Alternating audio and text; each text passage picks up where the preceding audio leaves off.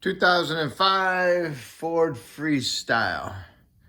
Rear brake pads and rotors and hub bearings. Okay, need to jack it up, support properly, remove the tire, and then you got the caliper and the bracket. You need to remove the caliper first. It's got two 13mm head bolts, and they're right here, one here, and one there. So you want to remove those, and you can pry up your caliper itself. This has got the type with the parking brake in it, so you hopefully have that tool to push the piston back in. It screws it in at the same time as it pushes. Otherwise you have to use the C-clamp and some channel locks, okay? So then you need to put this thing up out of the way. Then you get yourself a 15mm wrench, and you remove the two bolts for the caliper bracket itself. There's one here, and then there's one right there, okay? They're just a 15mm, there's two of them, right there. Unscrew them, and you can remove this bracket, okay? Okay, here's the bracket. There's the pads. What you need to do is you need to make sure the pin slides are free. Take them out and put some Seal Glide on them and clean them up. Do not pack them up inside here, because then you won't be able to push it in. Okay? So you need to remove the pads. Take the pads out.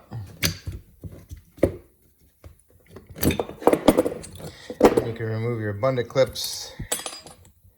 You might have to save them because some pads have them, some don't. I was provided when done. Now, inside here, you need to clean that up. Get it nice and shiny. Try not to remove any metal. And when you get them all cleaned up, paint them, okay? And then, like I said, clean up your slide pins. Put some new Seal Glide in them. And clean them up. If they're frozen, then you have to heat them up a little bit. And twist them and pull them out. But if they're really frozen, you just might as well just go ahead and replace the bracket. Sometimes you have to get them with the caliper itself. Those are a little bit more of a pain in the butt, but all right, let's move along. Now we need to get the rotor off. If the rotor's frozen on here and won't come off, then you have to smack it with a hammer in between here, or even on the rotor surface if you're replacing it. Put some penetrant in there, that'll help break it loose, but mainly the mini sledge will, vibration of it will bust it loose, okay? If you're just doing brakes, you're not doing hub bearing, then you need to clean up your hub bearing, make sure this surface is clean. It's got a stepped bearing surface, higher here, higher there, and lower in the middle. Just make sure that surface is clean, but he wants new hub bearings, so we're gonna replace the hub bearings. Okay, here's the caliper bracket. Cleaned it up and put some paint on it, okay? Put some new lube on your slides. And on this one, the bottom one is the one with the rubber on the pin, not the top one, okay? So I was gonna use this to push the piston back in, this tool, but it goes the wrong direction. This is the one with right-hand thread. This is a left-hand thread caliper.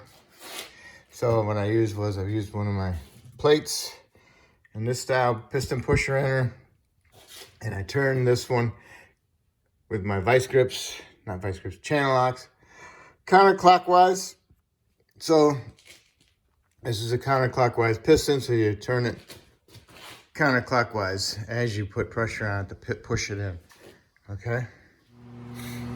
Okay, I got it in as far as I can get it. So now you want to do is make those notches like that, because the pads usually have a notch on it like that. So it has to go into the notch. That little tit goes into the notch. So when you put your new pads on here, make sure that it's lined up on there and not sitting cockeyed. Okay? Make sure that thing is in there.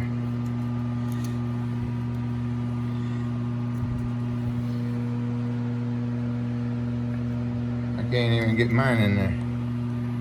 Make sure it's sitting flat.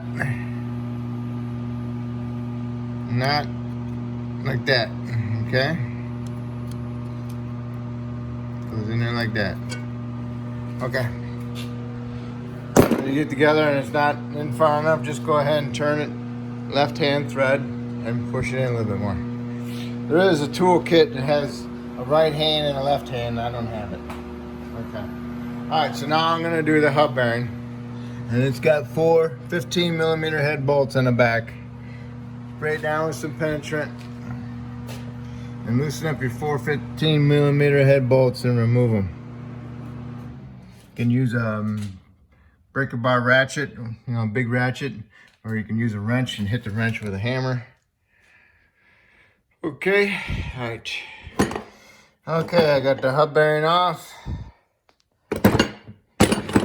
I had to use my wrench on a couple of them, hit it with a hammer to get them busted loose because these last threads coming through inside here were really rusted. So once it gets past that one spot where they're sticking through and they get rusted, then you can unthread them pretty easy. And then this piece that goes in the back will stay in here. Make sure you punch it out from the inside out on this side. Not this side, because there's this ABS sensor right here. You gotta be careful with it, you don't wanna crack it. It's held in with an 8mm bolt, and you can take it out and then try getting this out. You can tap on a little bit. Use a big punch, long ways like that, and then hit it with a hammer. You know, something like doing like this, and then hitting the hammer right about here, and try to punch it out straight. Don't hit it real hard, just tap on it a little bit. If it don't come out, it's not gonna come out. Mine didn't come out, so I don't expect yours to come out. So now you need to clean this up inside here. But you gotta watch out that you don't hit this sensor trying to clean this area. You'll damage it. So that's why I like to take them out so I can clean it up. I've been spraying it with penetrant and been tapping on. I'll keep trying a little bit. Remember, tap on decently. You know, probably like about like that kind of a hit. Okay, make sure you're hitting it square, not hitting it that way, and you'll chip it and break it off. Okay, so if it don't come out, then you're just gonna have to work around it with a screwdriver or a pick. Then you clean the rest up with a die grinder. Okay. Okay, I got mine cleaned up. Pretty good. Bearing fits right in there. So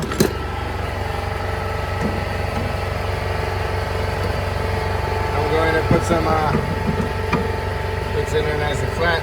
Put some anti-seize in there. And then I'll put my bolts in there and I'll tighten them up. And then I'll tighten them up to 75 foot-pounds. Okay, and I'm gonna put my bolt back in for my sensor. Gonna get it out. No big deal, just work around it. Try not to hit it with your die grinder. Okay, it's just plastic. Okay, you got your hub bearing torqued. All right, now you need to do is put a little bit of anti-seize on your hub. Keep it from rusting. It really does work. And also now when you get your rotor, make sure you clean it with some soap and water or some glass cleaner or some degreaser. Just get that shipping oil off of there. And then we can mount our caliper bracket. Okay, make sure you put your bundle clips in properly so that tab is not on the inside. Now you can put them on there. If you're reusing the old ones, you can put them, mount them, and then you get a little wire brush and you can brush them, okay? All right, so then now we can mount it. Okay, we're ready for our pads. Make sure you put the pad in there with the metal facing out and the pad material facing the rotor, okay? You want to put them in an angle because these the bundle clips act like little springs. They push on them, so what you need to do is get it in there and then push them in there. Do the same thing on the inside, go in an angle and bring it towards you, okay? If if it's got an abundant clip, a wear indicator clip, put it on the inside towards the rotation of the rotor. Rotation going this way, so then it would go on the top. These don't actually have them. So I put these in there at an angle like that. Inside the mounts. See if I can do it. Boom. Okay, I already matched my tits to the indentation on the piston. So hopefully we can be able to just slide it on there. I don't have to go and redo my pistons. Let's see if I got them in far enough. It's going. Just need 2 hands, okay, because of the stupid parking brake cable. Okay, I want you to take notice on the slides, caliper slide pins. There's a flat, okay? Flat on both sides. On the caliper, where the same mounts, there's also a flat. So make sure you align your flats with the flat on the flat surface on the caliper.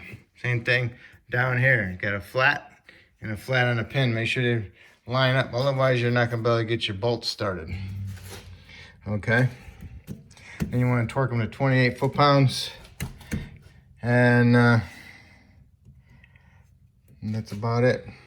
Do your other side exactly the same way, except it's gonna be a right-hand thread, most likely on the left side.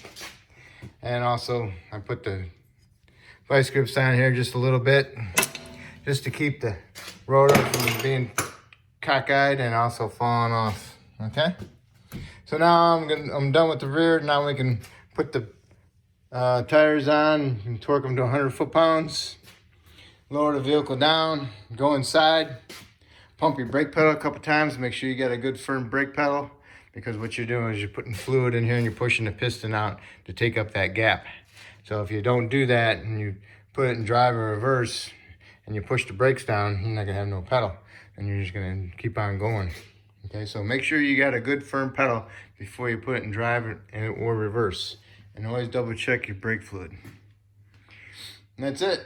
And that's how you do your rear brake pads and rotors and hub bearings. If I helped you out with this video, hopefully you can help me out by subscribing, and I appreciate it. Thank you.